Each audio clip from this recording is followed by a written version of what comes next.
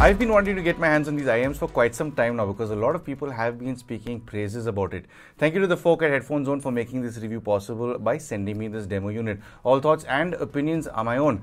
So let's jump straight into how these are built.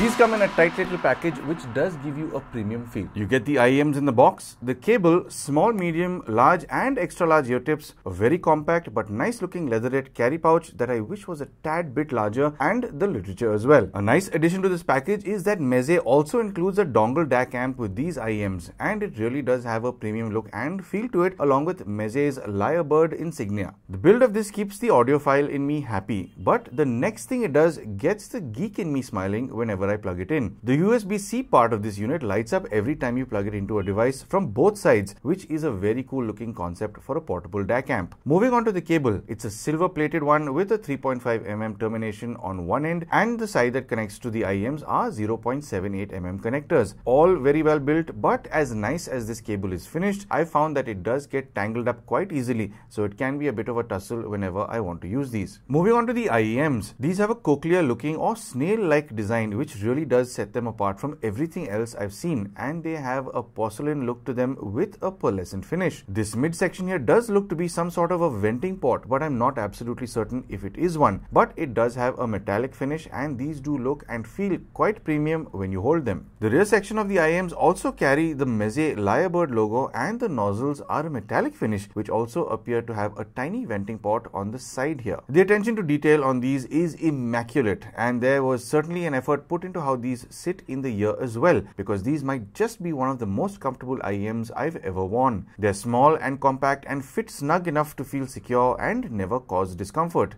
even over longer listening sessions. As comfortable as they are though, I think these would be a little more comfortable with foam tips, which of course you can always put onto these. These come with 10.8mm dynamic drivers, have a frequency response of 15Hz all the way up to 25,000Hz, and have a very easy to drive resistance of just 32 ohms. On a volume front, I found myself listening to this mostly at about 30 to 35% volume. It is fun to listen to over there and full sounding.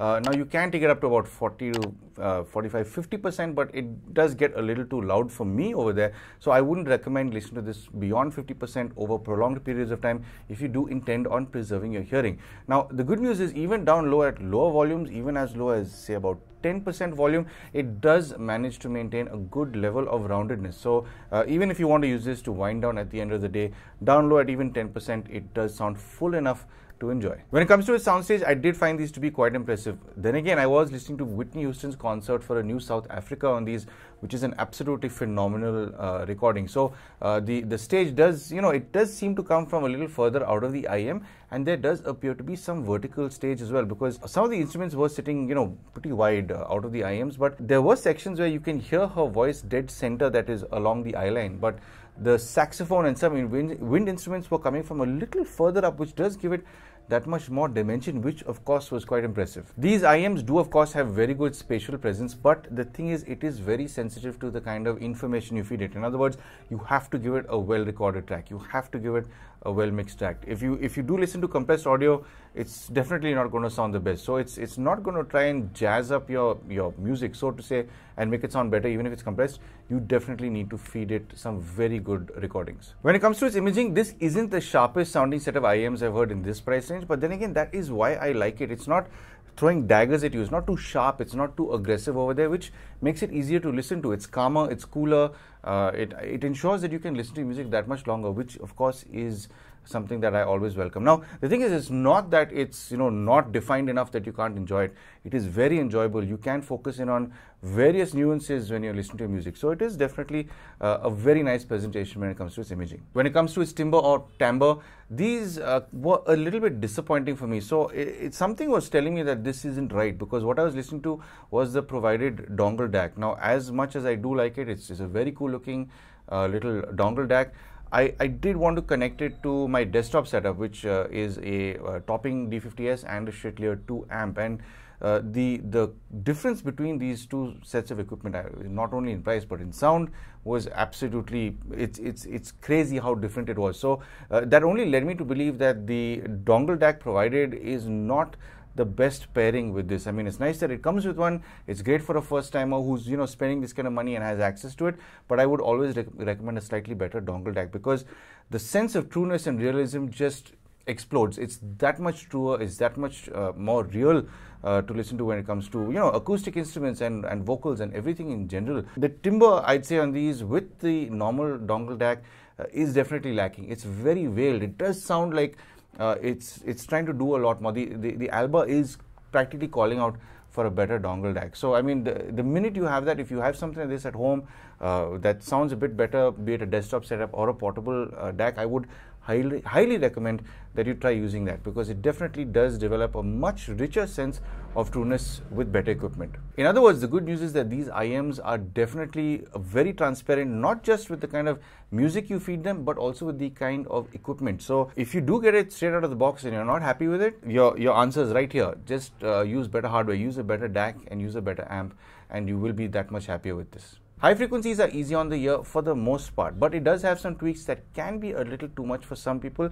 but this also depends on what kind of recording you are listening to. The first thing I noticed was echoes and reverb stand out with these IEMs a little more so than I've noticed with other IEMs, but you do have to be actively listening for this. If you're casually listening, you might just miss this. Percussive instruments in this range have good detail and a gentle presentation with cymbals and brushes on a snare. This range isn't as forward as I've heard with some other IEMs, which I do like, since this can stay clear from causing any fatigue. Again, this depends on the kind of recording you're listening to. Listening to a track that soon became one of my go-to tracks for this range, It Never Entered My Mind, performed by Jeff Goldblum and the Mildred Snitzer Orchestra. Cymbal hits in this track are usually a lot more prominent from what I remember hearing with other IEMs or speakers. These do cull that range a bit, but the reverb this track carries is a lot more prominent, which does help give this tune a little more dimension in the shimmers, which is actually a nice touch. Mid-frequencies do carry a good amount of roundedness despite being recessed, so male and female vocals do have a good amount of presence. Considering how recessed the mids look on its graphs, it certainly doesn't sound as pulled back. Another reason why I don't like relying on graphs. These do have some good separation in this range, whether you're tuning into vocals or instruments, but I think what does rob these IEMs of better separation and richness is the provided dongle DAC. Sure, it's pretty, but it doesn't really let the Alba spread its wings and fly. These are so much more capable in this range with a few other DAC amps. Listening to At All Costs, performed by Chris Pine and Ariana DeBose. Yes, this is from a Disney movie. I've got my daughter to thank for getting me to listen to this song, but it is a sweet number, which is well recorded. Chris and Ariana's voices do have a forward presence, but these IEMs are practically screaming for a veil to be removed while listening to this piece. There is certainly a sense of this range being muffled with the provided dongle DAC. I'd recommend using this one when on the go, when there are noises around you. It's fine for that kind of listen, but for absolute focus on nuance and enjoyment, you really do need a crisper sounding one. Lower frequencies certainly have an elevation with these IEMs, which does help these give it a good amount of kick, but thankfully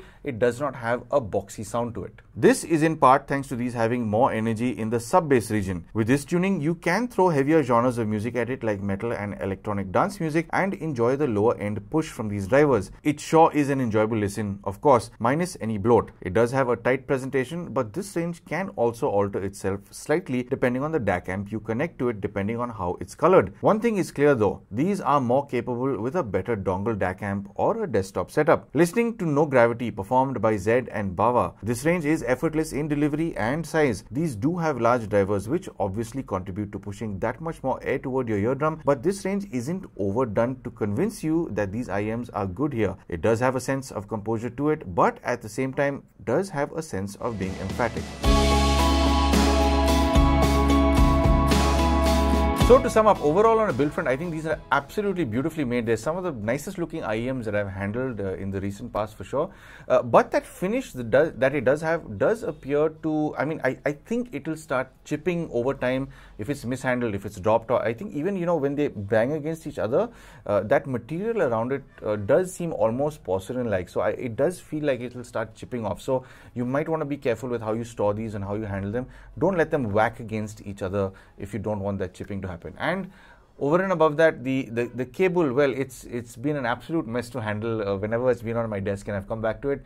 it's definitely not tangle free. It sort of sticks, it bunches up, and it doesn't want to open up, even if I wind it up carefully. So especially when it's tightly wound and put into that very tight little carry case, it's difficult to unravel, unless of course you've done the figure of 8 method way of tying the cable so that it doesn't sort of tangle up. But yeah, I mean, that's one thing to remember, keep in mind with the cable that comes with this. It's pretty cool that this comes with a little dongle DAC included with it, and in fact, when I first handled it, I was very taken with it. It is beautifully finished, no doubt, with that metallic finish, and the thing I really like about it is that the little LED light that's in it, because it does cast a bit of light inward towards where the device that you've plugged it into, and the little sort of plastic around it on the other side does light up. It is very cool looking. The geek in me really does genuinely like that. But if I'm being really picky on a build front, I do wish that the finish of the female 3.5 mm connector to the male from the Albas was the same shade. It might be a shade, or maybe just a shade and a half, or half a shade lighter, or darker, but it's not exactly the same shade. But I'm just being extremely picky. But it would be nice to have that matching look. On a sound front, I really do like how this sounds, because with some music it does sound like it has a V-shaped tuning. With others it sounds more balanced. So I mean, it's definitely tuned to be I'd say slightly more on the balanced side, but if you are listening to heavier music, the lower frequencies do come alive. I mean, it's a very sort of enthusiastic sounding set of earphones, of IEMs over there. The highs are usually not too piercing for me, but I think there are some elevations that can sort of upset a few people, and I think a very small lot of people who are super sensitive, it might be an issue for. But overall, when it comes to a sound front, it is a bit disappointing. And I realized this when listening to the DAC that it comes with, because there was something about it, especially when it came to its timbre, when it came to its vocal range. I said, something's not right. These shouldn't sound as veiled as they are now. It's not that it wasn't burned in. I ran these in for a good over 24 hours for a burn-in, so it wasn't that. So I decided to reach for some DACs that I have within arm's limit. So I do have my desktop setup, like I mentioned. The D50S with the Schickley 2 amp is a solid combination. I do have the iFi GoLink that I paired it with, and I do have a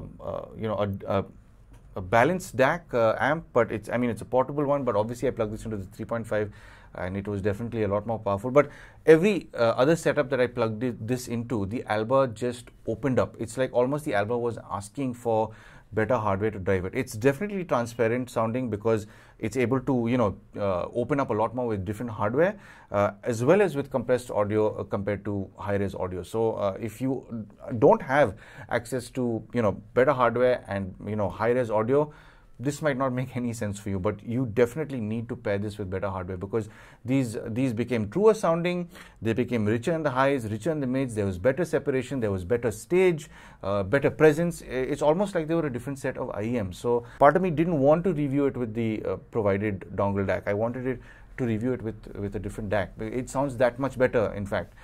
So I will highly recommend maybe getting a slightly better DAC. Even something like the iFi GoLink is an upgrade over the Meze one. Now, no offense to anyone at Meze or anyone else, but this is just my opinion, so please don't get offended about this. But there you have it. This is what I think about it. This has been my experience, and I'm just trying to be completely honest about this. The Albas are very enjoyable IEMs to listen to. It's just that bottleneck, I feel, is the provided DAC. So I mean, if you do have good hardware at home, or if you are somebody who already has the Alba, I would strongly recommend getting a different DAC that's a little more powerful perhaps, and better with its decoding.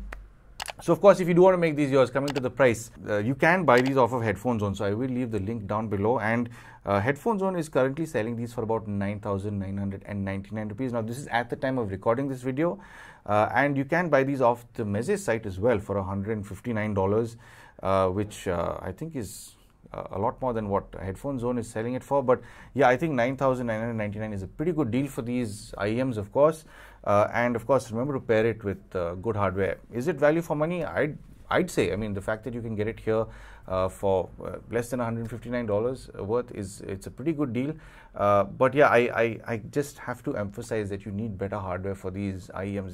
They're beautiful looking, and they're absolutely beautiful sounding as well. They take on a much better sense of maturity when they are paired with a much better DAC amp. So I mean, if you have a Alba with you, this is one way to really level up your listening experience with this.